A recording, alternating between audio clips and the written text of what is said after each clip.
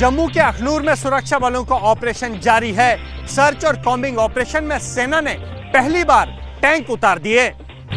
Indian army के टैंकों की यह धमक पाकिस्तान से लगते इंटरनेशनल बॉर्डर की है, जहां बिलों में छिपे पाकिस्तान के पापियों से सिर पर बारूद बरसाने को तैयार हैं। अखनूर में आर्मी एम्बुलेंस पर हमला कर आतंकी जंगल में भागे थे। सर्च ऑपरेशन के बाद एक आतंकी ढेर हो चुका है। बाकी की तलाश में सुरक्षा बल और सेना की बीएमपी टैंक लगाए गए हैं। 24 अक्टूबर को बारामूला में आतंकियों ने सेना की गाड़ी पर हमला किया था, जिसमें 3 सेना के जवान और 2 पोर्टरों की जान गई थी। लखनऊ पुलिस की कस्टडी में युवक की मौत पर सियासत शुरू। डिप्टी सीएम ब्रजेश पाठक के बाद समाजवादी पार्टी का डेलीगेशन मृतक के घर पहुंचा। लखनऊ के चिरहट थाने में पुलिस हिरासत में मौत के बाद योगी आदित्यनाथ खुद मृतक के परिवार से मिले। 10 लाख रुपए की आर्थिक सहायता, एक आवास, सरकारी योजनाओं का लाभ और बच्चों की निःशुल्क शिक्षा व्यवस्था के आदेश दिए। Deputy CM Brajesh Pathak, UP BJP प्रदेश अध्यक्ष भूपेंद्र चौधरी ने भी मुलाकात की, साथ ही सख्त कार्रवाई का भरोसा दिलाया। इधर समाजवादी पार्टी के मुखिया अखिलेश यादव ने भी पीड़ित परिवार को 1 लाख का चेक भिजवाया। डिप्टी सीएम का कहना है कि सीनियर अफसर भी होगा तो भी सख्त कार्रवाई करेंगे। सूत्रों के मुताबिक पोस्टमार्टम रिपोर्ट में शरीर पर 4 चोट के निशान की बात सामने आई है, लेकिन मौत का कारण चोट नहीं बताया गया है। एयरलाइन थ्रेट कॉल पर एनआईए एक्टिव। एयरलाइंस को धमकी देने वाले 15 सोशल मीडिया कम्युनिकेशन प्लेटफॉर्म की हुई पहचान। एनआईए की साइबर विंग ने थ्रेट कॉल्स की जांच शुरू कर दी है। साइबर विंग विदेशों से आने वाली थ्रेट कॉल की समीक्षा कर रही है, साथ ही अब तक आई सभी थ्रेट कॉल्स की जांच कर रही है। जांच एजेंसियों के मुताबिक त्योहारी सीजन में होक्स कॉल करने का मकसद एयरपोर्ट जैसी जगह पर अफरा तफरी का माहौल पैदा करना और नुकसान पहुंचाना है। सूत्रों के मुताबिक अब तक 15 ऐसे सोशल मीडिया कम्युनिकेशन प्लेटफॉर्म की पहचान की गई है, जिनके जरिए ये धमकी भरे कॉल और ईमेल भेजे गए हैं। इनमें वर्चुअल कॉलिंग, ईमेल और नॉर्मल कॉलिंग प्लेटफॉर्म शामिल हैं। दूसरी एजेंसियां भी जांच में एनआईए की मदद कर रही हैं। लगातार मिल रही धमकियों को देखते हुए महत्वपूर्ण एयरपोर्ट पर बॉम्ब थ्रेट असेसमेंट एजेंसी की टीमों को तैनात किया गया है। साइबर क्राइम वाले डिजिटल अरेस्ट मॉड्यूल के हैरान करने वाले आंकड़े सामने आए। लोगों ने 4 महीने में 120 करोड़ से ज्यादा की रकम गंवाई। ये खुलासा किसी और ने नहीं, गृह मंत्रालय के अंतर्गत आने वाले Indian cyber crime coordination centre ने किया था। कहा गया कि लोगों ने 120 crore 30 lakh digital arrest, trading scam में 1420 करोड़ 48 लाख, निवेश स्कैम में 222 करोड़ 58 लाख और डेटिंग स्कैम में 13 करोड़ 23 लाख गंवाए हैं। गहरी जांच के बाद पता चला कि इनमें से 46% साइबर फ्रॉड म्यांमार, लाओस और कंबोडिया जैसे देशों से किए जा रहे हैं। इस मुद्दे का जिक्र प्रधानमंत्री मोदी ने मन की बात कार्यक्रम में भी किया था। इसके खिलाफ रुको, सोचो और एक्शन लो का मंत्र भी दिया था। दिल्ली से देश को शर्मसार करने वाला वीडियो सामने आया है, जहां पर सोशल मीडिया पर फेमस होने की सनक में एक शख्स ने सैलानियों के साथ बदसलूकी कर दी। विदेशी सैलानी इंडिया गेट पर बांसुरी खरीद रहे थे। इसी दौरान एक शख्स पर्यटकों के साथ अश्लील गाने पर डांस करते हुए रील्स बनाने की कोशिश करने लगा। अचानक हुई इस हरकत से पर्यटक असहज हो गए। करीब 31 सेकंड की इस वीडियो को लेकर देश में पर्यटकों की सुरक्षा पर सवाल उठ रहे हैं। सोशल मीडिया में लोग विदेशी मेहमानों को परेशान करने वाले पर सख्त कार्रवाई की मांग भी कर रहे हैं। अगस्त में दिल्ली में ही सिंगापुर की ट्रैवल ब्लॉगर सिल्विया से एक रिक्शे वाले ने 6000 रुपए ठग लिए थे, जिसका वीडियो भी सोशल मीडिया पर वायरल हुआ था। बिहार में जहां उपले से पिच सुखाई गई, तो दिल्ली में दिलजीत दोसांझ के शो के बाद जवाहरलाल नेहरू स्टेडियम कचरे से पट गया। देश को शर्मसार करने वाली इन 2 तस्वीरों को देखिए और सोचिए कि हमारा देश खेलों में फिसड्डी क्यों है। दिल्ली के जवाहरलाल नेहरू स्टेडियम में दिलजीत दोसांझ का शो हुआ। 2 दिन हुए शो को देखने 35,000 लोग आए और स्टेडियम का क्या हाल बना गए, तस्वीरें बयां कर रही हैं। जिन ट्रैक पर एथलीट पसीना बहाते हैं, वहां कूड़े का ढेर था। दूसरी ओर पटना के मोइनुल हक स्टेडियम में रणजी मैच की पिच सुखाने के लिए उपले सुलगाए गए। ये और बात है कि इसके बावजूद भी पिच नहीं सूखी। पिछले महीने ग्रेटर नोएडा के क्रिकेट स्टेडियम में न्यूजीलैंड और अफगानिस्तान की टीम के मैच के दौरान गीली आउटफील्ड को सुखाने के लिए टेबल फैन का इस्तेमाल सुर्खियों में रहा था। लॉरेंस बिश्नोई गैंग के बाद उसके विरोधी गैंग की भी दिल्ली में एंट्री, एक बिजनेसमैन के घर कई राउंड फायरिंग। वारदात दिल्ली के रानीबाग इलाके की है। शनिवार को 2 बाइक सवार बदमाशों ने एक बिजनेसमैन के घर को निशाना बनाया। 7 से 8 राउंड फायरिंग की। बदमाश जाते वक्त घर के बाहर एक पर्ची भी फेंक गए। पर्ची पर बम्बिहा गैंग के कौशल चौधरी और पवन शौकीन के नाम लिखे थे। पर्ची पर नाम के अलावा एक मोबाइल नंबर भी लिखा हुआ था। पुलिस इस पूरे मामले की तफ्तीश में जुट गई है। हालांकि अभी तक एक्सटॉर्शन को लेकर कोई कॉल नहीं आया। बम्बिहा गैंग का लीडर दविंदर सिंह सिद्धू 2016 में मारा गया था। अब ये गैंग विदेश में बैठकर गौरव पटियाल उर्फ लक्की संभालता है। पूर्णिया से निर्दलीय सांसद पप्पू यादव ने सरकार से सुरक्षा बढ़ाने की मांग की। लॉरेंस बिश्नोई गैंग ने जान से मारने की धमकी दी। गृह मंत्री को लिखी चिट्ठी में पप्पू यादव ने वाई श्रेणी की अपनी सुरक्षा को बढ़ाकर जेड कैटेगरी किए जाने की मांग की है। पप्पू यादव ने अपनी चिट्ठी में कहा है कि लॉरेंस बिश्नोई गैंग की तरफ से उन्हें फोन कर जान से मारने की धमकी दी गई है। पप्पू यादव ने आशंका जताई कि अगर सुरक्षा नहीं बढ़ाई गई तो कभी भी उनकी हत्या हो सकती है। बाबा सिद्दीकी की हत्या के बाद पप्पू यादव ने लॉरेंस बिश्नोई गैंग को चुनौती दी थी। पप्पू यादव का कहना है कि उनसे नाराज लॉरेंस बिश्नोई गैंग उनकी हत्या करना चाहती है। धमकी तो अभिनव अरोड़ा के पिता को भी मिली है। बाल संत के परिवार का दावा, लॉरेंस गैंग ने दी है धमकी। अभिनव अरोड़ा का वीडियो सोशल मीडिया पर वायरल है, जिसमें राम भद्राचार्य उसे मन से उतरने को कहते हैं। इस पर अभिनव की सफाई आई, कहा गुरु ने डांटा, इसमें गलत क्या है। लेकिन बात निकली तो ये भी कहा कि उनके परिवार को रोजाना थ्रेट कॉल्स आ रहे हैं, फोन पर धमकी मिल रही है। आज 3:30 पौने 4 बजे के करीब हमारे पास लॉरेंस बिश्नोई ग्रुप से एक मैसेज आया व्हाट्सएप ग्रुप में, जिसमें हमें धमकी दी जा रही है कि अभिनव को मार दिया जाएगा। जब तक कि मोटा तोता बोलते थे तब तक हम बर्दाश्त कर देते थे, लेकिन अब आज मैंने भक्ति की आ गई है, मेरी भक्ति को नकली कहा जा रहा है। मेरे को कई लोग जान से मारने की धमकियां दे रहे हैं। सोशल मीडिया पर अभिनव अरोड़ा के 10 लाख फॉलोअर्स हैं। अभिनव ने कहा कि ट्रोलिंग की वजह से वो स्कूल नहीं जा पा रहा है। सीता सोरेन पर इरफान अंसारी की अभद्र टिप्पणी का कांग्रेस में विरोध। राष्ट्रीय महिला कांग्रेस ने इरफान के खिलाफ कार्रवाई की मांग की। इनको बोरो खिलाड़ी चाहिए, इनको जो सातिर से जीत जाता है उसको हाईजैक कर लेती है। जामताड़ा से सीता सोरेन को बीजेपी ने उम्मीदवार बनाया तो इरफान अंसारी का रिएक्शन कुछ ऐसा था। इरफान के इस बयान पर कांग्रेस के अंदर ही हंगामा हो रहा है। कभी हम समर्थन नहीं करते, चाहे वो इरफान अंसारी हो, महिला किसी पार्टी की हो, हम पूरी तरह से इसकी निंदा, इसका विरोध और इस पे कानूनी कार्रवाई की मांग करते हैं। इरफान अंसारी की अभद्र टिप्पणी से आहत सीता सोरेन मीडिया के सामने रोने लगी। सीता सोरेन ने कहा जनता इरफान को जवाब देगी। ये नाटक करते हैं, नौटंकी बाज है, इनको हम जानते हैं, इसीलिए इसका माफी का हम कोई जवाब नहीं दे सकते। वहीं इरफान अंसारी कह रहे हैं कि एक फर्जी वीडियो वायरल कर उन्हें बदनाम करने की कोशिश की जा रही है, जिसके खिलाफ वो मानहानि का केस करेंगे। जातीय जनगणना के सियासी शोर के बीच अगले साल होने जा रही है जनगणना। धर्म के साथ साथ इस बार संप्रदाय का सवाल भी पूछा जा सकता है। जनगणना 2021 में होनी थी, लेकिन कोरोना की वजह से टाल दी गई। अब 2025 से शुरू हो रही है।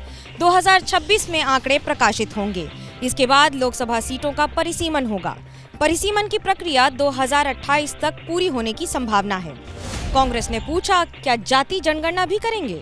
हम तो जरूर चाहेंगे कि जातीय जनगणना कराई जाए। देश में पहली जनगणना 1951 तो आखिरी 2011 में की गई थी। 2011 की जनगणना में भारत की जनसंख्या 121 करोड़ दर्ज की गई थी। वायनाड में प्रियंका गांधी का धुआंधार चुनाव प्रचार। कहा वायनाड के लोग परिवार जैसे, तब राहुल का साथ दिया जब सबने साथ छोड़ा। नामांकन के बाद प्रियंका गांधी पहली बार वायनाड प्रचार करने पहुंची। पहले दिन प्रियंका ने 3 सभाओं को संबोधित किया। प्रियंका ने कहा कि मैं राहुल गांधी की तरह ही वायनाड के मुद्दों को उठाऊंगी। वायनाड की जनता मुझे अपना प्रतिनिधि बनाएंगे अगर, तो मैं दिन रात एक करके उनके लिए काम करूंगी, सेवा करूंगी, जहां जहां हो सके उनकी आवाज उठाऊंगी। प्रियंका कल 4 सभाएं करेंगी। प्रियंका गांधी को लेकर वायनाड में प्रियंका की सभाओं में खूब भीड़ उमड़ रही है और उनको लेकर लोगों में एक आकर्षण साफ नजर आ रहा है। दीपावली के बाद प्रियंका गांधी वायनाड में ही डेरा डालने वाली हैं। हालांकि वायनाड उपचुनाव के साथ साथ वो महाराष्ट्र और झारखंड विधानसभा चुनाव प्रचार करने भी पहुंचेंगी। वायनाड में 13 नवंबर को वोटिंग होनी है। नए वक्फ बिल पर जेपीसी की बैठक में हुआ हंगामा।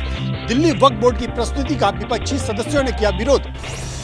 जेपीसी की बैठक में आज पंजाब और हरियाणा वक्फ बोर्ड के प्रतिनिधियों ने कमेटी के सामने अपनी राय रखी। सूत्रों के मुताबिक पंजाब और हरियाणा वक्फ बोर्ड ने बिल के मौजूदा प्रावधान का विरोध किया। वहीं दिल्ली वक्फ बोर्ड का पक्ष रखने के लिए एडमिनिस्ट्रेटर जेपीसी के सामने पहुंचे। इसे लेकर विवाद हो गया। विपक्षी सदस्यों ने एडमिनिस्ट्रेटर के बैठक में जाने पर सवाल उठाए। दिल्ली के सीएम ने पहले ही जेपीसी अध्यक्ष को पत्र लिखकर एडमिनिस्ट्रेटर की रिपोर्ट का संज्ञान नहीं लेने को कहा था।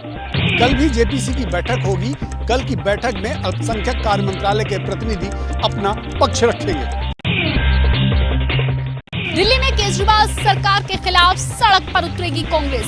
8 नवंबर से शुरू होगी कांग्रेस की दिल्ली न्याय यात्रा।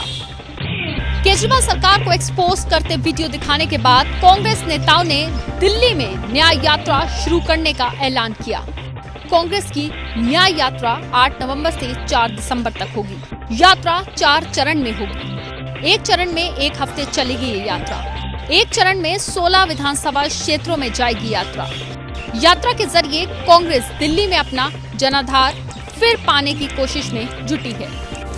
जोश दिखाने की जरूरत है। तो 1 महीने तक हम यात्रा पे निकलेंगे। निश्चित ही आप सबका जोश मान लेते मिलेगा।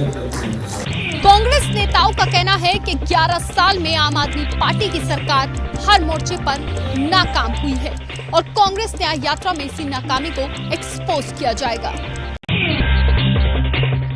गुजरात के बड़ौदा में दिखी भारत और स्पेन के बीच दोस्ती। प्रधानमंत्री मोदी और स्पेन के प्रधानमंत्री पेड्रो साचेस ने किया रोड शो।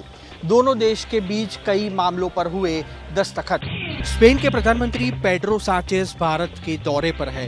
पीएम मोदी और साचेस ने वडोदरा एयरपोर्ट से टाटा के प्लांट तक करीब 3.25 किलोमीटर का रोड शो किया। इस दौरान एक दिव्यांग बच्ची ने दोनों नेताओं को खुद के बनाए स्केच भेंट किए। पीएम मोदी और साचेस बच्चे से भी मिले। रोड शो के बाद दोनों नेताओं ने C-295 एयरक्राफ्ट के निर्माण के लिए टाटा एयरबस की असेंबली यूनिट का उद्घाटन किया। रतन टाटा जी आज अगर हमारे बीच होते तो शायद सर्वाधिक खुशी उनको मिलती। 295 एयरक्राफ्ट भारत और स्पेन दोनों मिलकर बना रहे हैं और कुल 56 एयरक्राफ्ट पर दोनों देशों में हुआ करार। अमेरिका में राष्ट्रपति चुनाव के लिए advance voting. President Joe Biden अपने होम टाउन डेलावेयर में आज करेंगे मतदान। अमेरिका में 5 नवंबर को वोटिंग होनी है, लेकिन उससे पहले ही 4 करोड़ से ज्यादा लोग वोट डाल चुके हैं। चुनाव से पहले वोट देने की इस प्रक्रिया को एडवांस पोलिंग या प्री पोल वोटिंग कहा जाता है। अमेरिका में इस साल करीब 70% लोग चुनाव से पहले वोटिंग कर सकते हैं। इस बीच ट्रंप ने न्यूयॉर्क के मेडिसन स्क्वायर में आखिरी रैली की। ट्रंप अपनी पत्नी मेलानिया के साथ दिखाई दिए। दोनों ने स्टेज पर डांस भी किया। अमेरिकी अखबार द वॉल स्ट्रीट जर्नल के एक सर्वे के मुताबिक ट्रंप कमला हैरिस से 2 पॉइंट आगे हैं। अगले साल तक हिल सकती है रूस और यूक्रेन की जंग। यूक्रेन के राष्ट्रपति ने मार्शल लॉ 90 दिन और बढ़ाने का प्रस्ताव रखा है। दरअसल रूस और यूक्रेन के बीच शांति समझौते को लेकर कई दिनों से बात चल रही थी, लेकिन कोई नतीजा नहीं निकला। राष्ट्रपति ज़ेलेंस्की ने फिर दोहराया कि अगर मोदी चाहें तो जंग फौरन रुक सकती है। लेकिन इन सब के बीच रूस ने पूर्वी यूक्रेन में बारूदी बारिश जारी रखी है। जानकारी के मुताबिक उहलेदार पर कब्जे के बाद रूसी सेना पूरे इलाके पर नियंत्रण का खाका खींच चुकी है। वहीं ज़ेलेंस्की ने संसद को बताया कि 7 फरवरी 2025 तक मार्शल लॉ को बढ़ाया गया। इस बीच रूस के विदेश मंत्री ने कहा कि अगर यूक्रेन नेटो में शामिल होता है तो या तो यूक्रेन मिट जाएगा या फिर नेटो। ईरान के सुप्रीम लीडर अली खामेनेई का सोशल मीडिया अकाउंट सस्पेंड हुआ। ईरान पर इजरायली हमले के बाद हिब्रू भाषा में बनाया था अकाउंट। एक तरफ जब ईरान पर शनिवार को इजराइल हमला कर रहा था, तो दूसरी तरफ ईरान के सुप्रीम लीडर खामेनेई भी एक्टिव थे, लेकिन ये कार्रवाई सोशल मीडिया पर हो रही थी। इजरायली हमले के बाद खामेनेई ने हिब्रू में एक्स अकाउंट लॉन्च किया। हालांकि नियमों के उल्लंघन का हवाला देते हुए उनका ये अकाउंट बंद कर दिया गया था। सस्पेंड होने से पहले उन्होंने अपने हैंडल से इजराइल को करारा जवाब देने की बात लिखी थी। वैसे खोमेनी का पुराना एक्स हैंडल पहले की ही तरह चल रहा है। इजरायली अटैक के बाद ईरान बार बार कह रहा था कि उसके पास जवाबी कार्रवाई का अधिकार है, यानी जंग का दायरा आगे बढ़ेगा। इजरायली हमले का बाजार पर असर पड़ा है। कच्चे तेल के दाम में 5% तक गिरावट दर्ज की गई है। ये गिरावट इसलिए आई है क्योंकि इजराइल ने अपने कहे मुताबिक हमला किया, सिर्फ ईरान के मिलिट्री बेस को निशाना बनाने का दावा किया। पहले कहा जा रहा था कि इजराइल के निशाने पर ईरान के तेल के भंडार और न्यूक्लियर प्रोग्राम है, लेकिन लीक डॉक्यूमेंट्स और अमेरिका के दबाव के बाद इजराइल ने हमले की रणनीति बदल दी। इसका असर हुआ कि अंतर्राष्ट्रीय बाजार में ब्रेंट क्रूड के दाम $73 प्रति बैरल से नीचे लुढ़क गए। ब्लूमबर्ग की रिपोर्ट के मुताबिक WTI ऑयल के दाम भी $68 प्रति बैरल थे। दुनिया में बढ़ती आबादी पर बहस के बीच जापान के एक गांव से आई ये तस्वीरें झकझोर देंगी। इस गांव का नाम है द हैमलेट ऑफ इचिनोनो। 60 लोगों की आबादी वाले इस गांव में ज्यादातर 65 साल से ज्यादा उम्र के बुजुर्ग हैं जो अकेलेपन से दुखी हो चुके हैं। लिहाजा अकेलेपन को दूर करने के लिए इंसानों जैसी गुड़िया घरों में रखते हैं। इन पपेट्स को रुई भरकर बनाया जाता है। बच्चों जैसे कपड़े पहनाकर इन्हें घर आंगन में रखा जाता है। जापान में करीब 30% लोग 65 साल से ज्यादा उम्र के हैं, जो दुनिया में बुजुर्गों की सबसे ज्यादा आबादी है। ईरान समेत तमाम खाड़ी देशों से कच्चे तेल की सप्लाई होती है और बीते दिनों में अस्थायी माहौल होने की वजह से इनके दाम बढ़ गए थे। दिल्ली यूनिवर्सिटी छात्र संघ चुनाव नतीजों के ऐलान पर फिलहाल रोक जारी रहेगी। हाईकोर्ट ने कहा कि पहले दीवारों पर लगे पोस्टर बैनर को हटाया जाना चाहिए।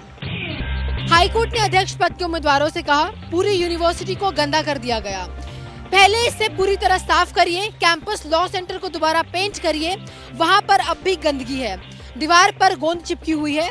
हाईकोर्ट ने सभी उम्मीदवारों को फटकार लगाते हुए कहा, हम आपके प्रति नरम हैं क्योंकि आप छात्र हैं, वरना आपके खिलाफ FIR दर्ज करने का आदेश दे सकते थे, इसलिए एक और मौका दे रहे हैं। जब तक पूरी तरह कैंपस की दीवारों से पोस्टर न हट जाएं, पब्लिक प्रॉपर्टी से पोस्टर न हट जाएं, रिजल्ट जारी नहीं होगा।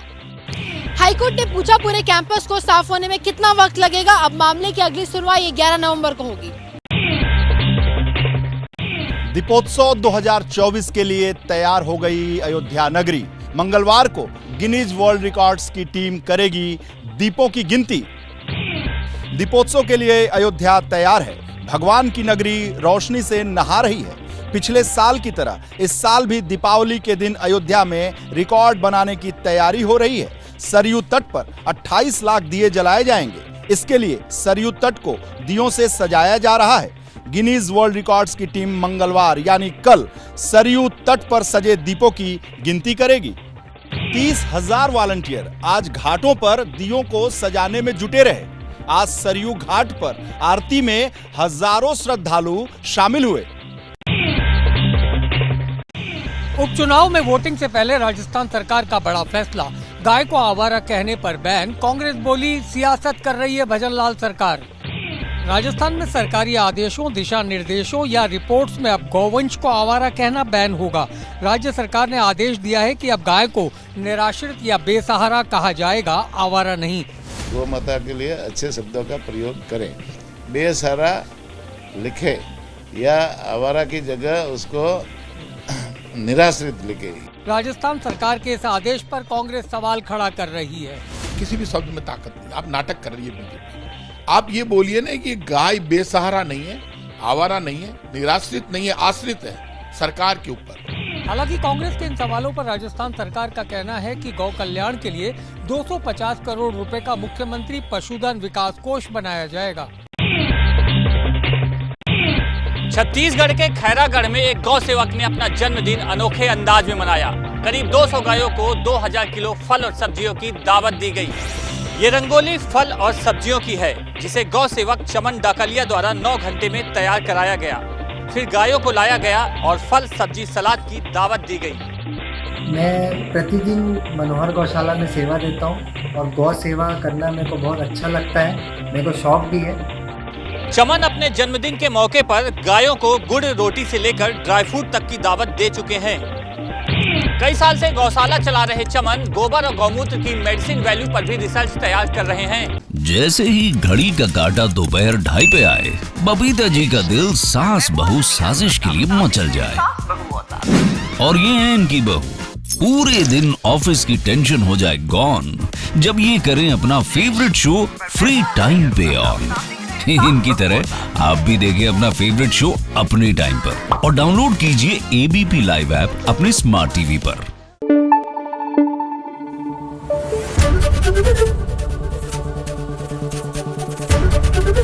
एबीपी न्यूज आपको रखे आगे।